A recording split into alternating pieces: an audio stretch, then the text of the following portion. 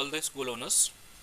मैं सभी school owners का और स्कूल संचालकों का स्कूल कमेटी का मैनेजमेंट कमेटी का स्वागत करता हूं कि आपने समय निकालकर मेरी ये वीडियो देख रहे हैं आप। मैं Mithilesh Vajpayee, edu India creations Jhansi से।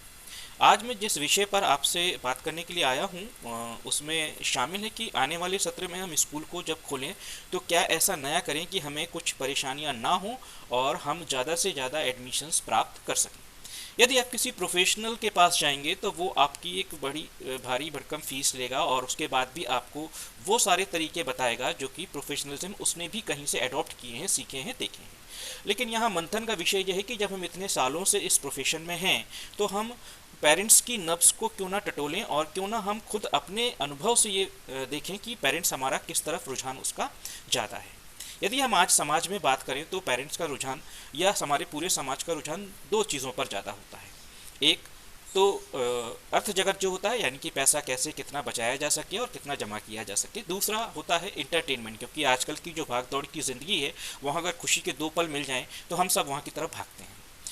तो अब स्कूलों को ये डिसाइड करना है कि वो क्या ऐसा करें कि जितना खर्चा वो एडवर्टाइजमेंट में करते हैं, बड़े बड़े होर्डिंग बैनर्स लगाने में और अलग अलग तरीक़ों से, उसी पैसे में वो क्यों ना ही अपने ही पेरेंट्स को कुछ ऐसा इंटरटेन करें कि वो जब आपके स्कूल आएँ तो अपने साथ और दूसरों को भी लेकर आएँ।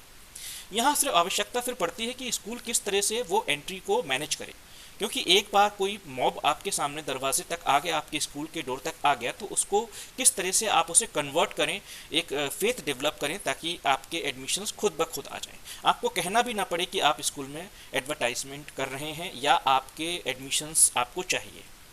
बेसिकली ये रिलेशनशिप डेवलप होना चाहिए स्कूल्स में और पेरेंट्स के खिलाफ, पेरेंट्स के लिए, और मैं कहूँगा कि क्यों ना समाज के लिए।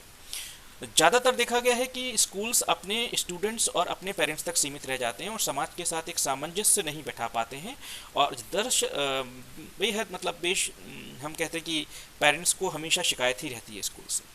तो मेरा निवेदन है कि आने वाले सत्र में ये कुछ ऐसी प्रक्रिया अपनाई जाए जिससे कि ये शिकायत दूर हो और हम एक नया आयाम देखें कि एक कहते हैं जिसको पॉजिटिव मार्केटिंग, यानी कि हम मार्केटिंग भी करें, उसमें भी किसी का भला छुपा हो। तो अब ये मंथन का विषय है, आप अपनी कमेटी के साथ बैठिए, बातें करें कि हम किस तरह से पेरेंट्स को अपने स्कूल तक लाएं, वो भी बिना उनको बोले, यानी कि कुछ ऐसा करें कि वो खुद ही आपके दरवाजे स्कूल तक आएं और स्कूल को अपना समझें। बहुत सारी गतिविधियां इस तरह की हैं, आप उस पर विचार करें, आपको बहुत सारी मिल जाएंगी। यदि आपको किसी समस्या आ रही हो इस तरह की तो आप हमें संपर्क कर सकते हैं। हम आपको कई ऐसी लिस्ट और एक्टिविटीज़ बता देंगे जिसमें कि आपको 100% नियर अबाउट जो भी आपकी एडमिशन्स हैं उसमें 25% तक ग्रोथ 100% होगी। बस बात ये रखें कि जो कमिटमेंट आप करें वो लॉन्ग टर्म हो हो ज़रूर, क्योंकि एक बार अगर आपने पॉजिटिव मार्केटिंग को नेगेटिव कर लिया तो फिर वो कई सालों तक पॉजिटिव नहीं हो पाएगी। और इसमें आपको कोई बहुत बड़ा रोल नहीं निभाना है, आपके प्रिंसिपल साहब होंगे या फिर आपकी जो कमेटी होगी वो बैठ के डिसाइड करेगी कि किस तरह करना है। ये एक्चुअली हॉस्पिटैलिटी का मैटर है और किस तरह से इसको मार्केटिंग करनी है ये विचार कर लें आप। कोई समस्या हो तो आप हमसे बात कर सकते हैं। पेरेंट्स के साथ आप सोचिए कि वो चाहते क्या हैं पेरेंट्स अपने बच्चों को लेकर और स्वयं अपने प्रति भी। हम स्कूल्स जनरली देखा गया है कि सिर्फ स्कूल में जब फीस जमा करनी होती है तभी स्कूल संपर्क करता है पेरेंट्स से, ये थोड़ा सा अच्छा महसूस नहीं होता है और जनरली एक अच्छे रिलेशंस बने रहें। कुछ स्कूलों ने ऐसा किया है कि टीचर्स रिलेशनशिप बनाएं और पेरेंट्स के साथ कम्युनिकेशन करें, पर यह पॉसिबल हो नहीं पाता है क्योंकि टीचर स्टेबिलिटी कम है और वो इस तरह से इक्विप्ड या ट्रेंड नहीं होते हैं कि वो पेरेंट्स से कितनी कैसी बात करें, और जनरली देखा गया है कि बात बिगड़ जाती है क्योंकि हमेशा पेरेंट्स समझदार हों ये ज़रूरी नहीं है। आपको अपनी विचारधारा के अनुसार उस पूरे पेरेंट्स को एक साथ लेके जाना है, तो इस तरह की बातें आती हैं सामने। कुछ स्कूलों का कहना है कि हम पेरेंट टीचर मीट तो करते हैं सर, लेकिन वास्तव में पेरेंट्स आना नहीं चाहते या उनके पास समय नहीं है। तो मैं कहना चाहूँगा कि ऐसी कौन सा पेरेंट्स है जो अपने बच्चे के लिए आधा घंटा नहीं निकाल सकता। हमने कोशिश करनी है, क्योंकि हमने वो पेरेंट टीचर मीटिंग का परफॉर्मा आज से 10 साल पुराना चला रहे हैं कि एक दिन हम सारे स्कूल के पेरेंट्स को इनवाइट करते हैं और आप देखेंगे कि रियल जो पिक्चर ग्राउंड पर है कि एक पेरेंट्स को आप 10 मिनट भी नहीं दे पाते हैं। क्या बात करेंगे आप पेरेंट्स से और क्या अपनी बात समझाएंगे। वो सिर्फ एक फॉर्मेलिटी होती है कि बच्चों का रिजल्ट उनके हाथ में दे दिया जाता है और नमस्ते कर लिया जाता है, और जिनकी फ़ीस जमा नहीं है उनको थोड़ा सा एक प्रेशर किया जाता है कि फ़ीस जमा कर दें। ये पॉजिटिव मार्केटिंग का एक सूचक नहीं है। हमें तो इतनी खुशी खुशी पेरेंट्स को रखना है कि अगर वो फीस ना भी दे रहे हों तो भी वो इतना खुश होकर जाएं कि मन में उनके ये हो कि नहीं, हमारा बच्चा पढ़ रहा है और स्कूल इतनी मेहनत कर रहा है तो हम स्वयं फीस जमा करते हैं। क्योंकि काफ़ी स्कूल्स में ये प्रॉब्लम आती है रूरल एरियाज में जनरली कि फ़ीस जमा टाइम पर नहीं होती, उनका काफ़ी पैसा पेंडिंग चला जाता है और साल के एंड में उन्हें वो क्लोज़ करना पड़ता है, क्योंकि ज़्यादा स्ट्रिक्ट होते हैं तो वो एडमिशन भी चला जाता है। यहाँ पॉजिटिव मार्केटिंग में हमें इतना फेथ डेवलप करना है पेरेंट्स में कि उनका भला भी हो और वो हमारी फ़ीस टाइम पर दे दें। तो मैं निवेदन करूंगा फिर से आप सभी लोगों से कि कुछ ऐसा डिज़ाइन करें, क्योंकि ये एक बहुत अच्छी चीज़ है आने वाले में समय में, और आपका कुछ लगना भी नहीं है इसमें। बस आपको ये देखना है कि हमारा पेरेंट्स हमसे क्या चाहता है, रेगुलरिटी बनाए रखना है कई संचार माध्यमों से और उन तक अपनी बात पहुंचाना है। प्लस ये हमेशा ध्यान रखना है कि आपको अपनी बात उन तक उनके इंटरटेनिंग वे में पहुंचाना है, ना कि अपना कोई मैसेज देना है।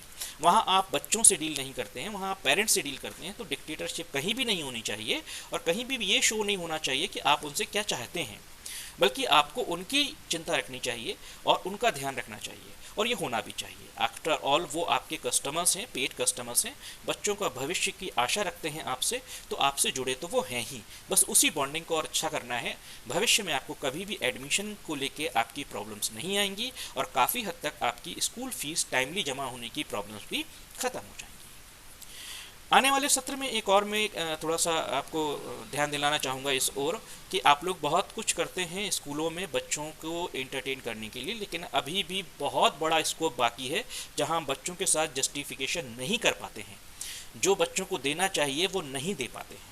आज भी स्कूलों में लगभग 15 से 20 साल पुरानी पद्धति पर काम होता है और बच्चे एक तरीके से बोर हो चुके हैं, इसलिए ज़्यादातर उनका रुझान कोचिंग सेंटर्स की तरफ जाता है या ट्यूशन्स की तरफ जाता है। कभी आपने सोचा विचार किया है कि ज़्यादातर बच्चे इस ट्यूशन्स के क्यों इतने आदी हो रहे हैं जबकि स्कूल में सारी फैसिलिटीज़ हैं? और ताज्जुब तो जब होता है जब उसी स्कूल के टीचर घर पे उसी स्कूल के काफ़ी सारे बच्चों को बुला लेते हैं और 1 घंटे में पता नहीं क्या पढ़ा देते हैं। जो स्कूल नहीं कर पाता वो एक टीचर कर लेता है। कैसे? आपके स्कूल में वो टीचर नहीं करता है, लेकिन घर पे वो अच्छे से मैनेज कर लेता है। कहीं ध्यान रखें उसका कि कहाँ ऐसी चीज़ है जो बच्चे की रुचि को लेकर उसे और ज़्यादा इंटरटेनिंग कर सकती है, एजुकेशन को और ज़्यादा ईजी बना सकती है, एसेसिबल बना सकती है और सही से हो सकती है। इसके लिए मॉनिटरिंग बहुत ज़्यादा ज़रूरी है, प्लानिंग ज़रूरी है कि हम अपना जो कंटेंट है एकेडमिक्स का वो कैसे प्रस्तुत करें उनके सामने और किस रूप में रखें उनके सामने। प्लस अवेलेबिलिटी भी एक बहुत ज़्यादा ज़रूरी है।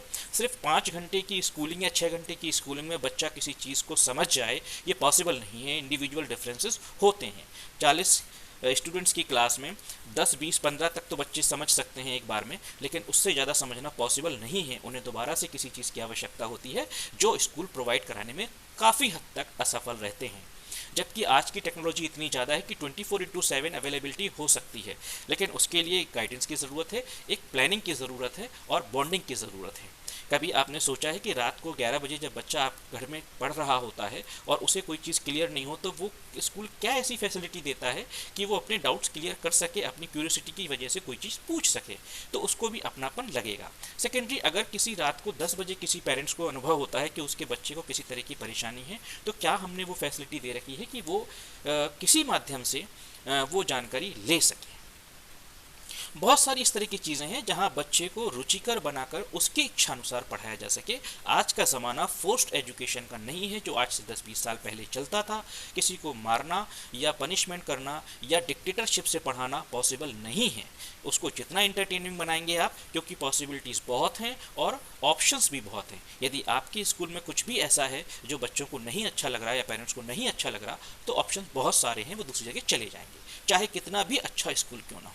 आज आपने देखा होगा सिटीज़ में कई अच्छे स्कूल्स हैं, लेकिन कुछ दिन के बाद या कुछ सालों के बाद उनकी रेपुटेशंस अपने आप डाउन हो जाती है, वो मेंटेन नहीं कर पाते हैं। नए लोग कुछ नया लेके आते हैं, तो क्यों ना हम बेस्ट बने रहने के लिए बेस्ट चीज़ें करते रहें टाइमली, पूरी एनालिसिस के साथ। इसके लिए आपको ज़रूरत है, आपको खुद रुचि लेना पड़ेगी इसमें as a school owner, director या चेयरमैन, और अपनी कमेटी मेंबर्स के साथ मीटिंग करनी पड़ेगी कि हम इस साल कुछ क्या ऐसा नया कर रहे हैं, और उसको देखना भी पड़ेगा, मॉनिटर करना पड़ेगा कि साल में किस चीज़ का कितना इफेक्ट हुआ, किसको हम हटा सकते हैं और किसको हम ऐड कर सकते हैं। फॉर एग्जाम्पल बहुत सी चीज़ें हैं। यदि मैं साइंस लैब की ही बात करूँ तो लैब में देखा होगा कि साल भर लैब बंद रहती है और एक्सपेरिमेंट के टाइम सिर्फ लैब खोली जाती है। तो देखें कि हम साल भर उस लैब की अवेलेबिलिटी कैसी बना रहे हैं, और किस किस साइंस ऑर्गेनाइजेशन से उसको जोड़ सकें ताकि उसमें एक्टिविटीज़ बनी रहें। प्लेग्राउंड में हमने कितना वक्त गुजारा बच्चे का, और बच्चा किस प्लेग्राउंड से कितना लेकर गया, वो चीज़ देखें। बच्चे की नई रुचियाँ क्या हैं, आज की टेक्नोलॉजी क्या है, हम ड्रामा डांस में ही सब कुछ नहीं कर सकते, और अगर वो भी है तो किस लेवल का है, हम क्या प्लेटफॉर्म दे रहे हैं। तो ये सब चीज़ें ध्यान रखें, और साथ ही पढ़ाई को लेकर बिल्कुल रहें, क्योंकि कंपटीशन का ज़माना है। ज़रा सी चूक से बच्चे का भविष्य निकल सकता है हाथों से, और फिर वो उतने ही स्कूल को कोसेगा। एक बात और मैं आपको कहूँगा कि बच्चे जो हमारे स्कूल से निकल जाते हैं उनकी व्यवस्था भी देखें कि किस तरह से हम उन बच्चों को, क्योंकि आपके जो बच्चे निकले हुए हैं वो कल एक सिटीज़न, जिम्मेदार भारत के नागरिक बनेंगे, और उनके भी बच्चे होंगे। तो वो अगर बच्चे अपने बच्चे को खुद आपके स्कूल में लेके आए तो कितनी बड़ी उपलब्धि होगी आपके लिए, कि जो पेरेंट्स अपने बच्चे को लेकर आए थे, वो बच्चा बड़ा हुआ, आज बाहर गया कहीं पर, उसकी शादी हो गई, जॉब लग गया, वो अपने बच्चे को भी ये कहकर लाता है कि ये देखो मेरा स्कूल है, मैं यहाँ पर पढ़ा था और अब तुम भी इसी स्कूल में पढ़ोगे।